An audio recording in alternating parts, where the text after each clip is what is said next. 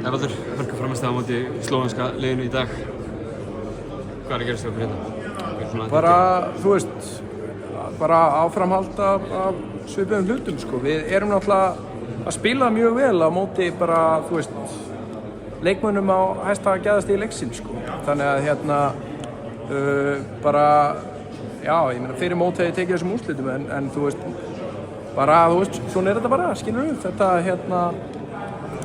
endaði svona, mér finnst þriðji leikhlutinn, sko, bara svona, já, svona, voru bara svona smáatriði hér og þar sem hefðu getað verið betri og þá hefðu þau haldið þessu, en ég minna, þú veist, þetta er challenging og líka bara challenge þegar þeir eru með einn mann hinum meginn sem fer inn í teig og pump feikar 5 sinnum og endar alltaf á villu og svo fer Martin yfir hinum meginn í crunch time og er straujar í hliðina og þá er bara auðvelt að gleypa flautuna, sko.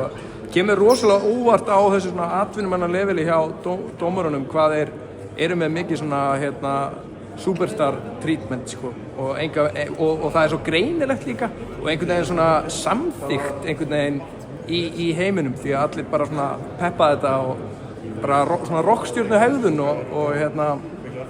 og allir bara með í stemningunni, sko, og það er bara svolítið fyndið að fylgjast með þessu, sko, því að maður er haldið að mannheiminn gæti mögulega verið aðeins skarpari, sko.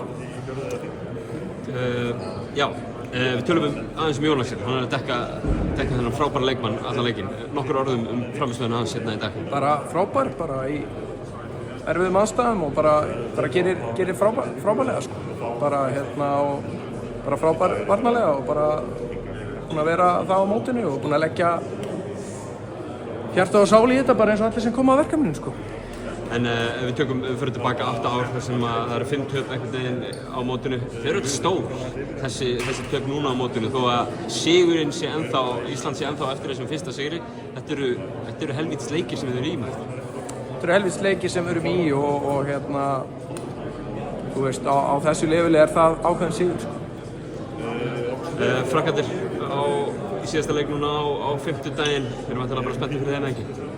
Jú, bara, þú veist, þeir eru búin að vera að tapa móti Ísrael og vera í leikjum við einhver lið og með hvað við erum búin að vera í hörkuleikjum við öll liðin þá er bara planið að fara í hörkuleik við Frakkarna, sko. Kærar þakkir, Baldur, og gangi ykkur. Takk.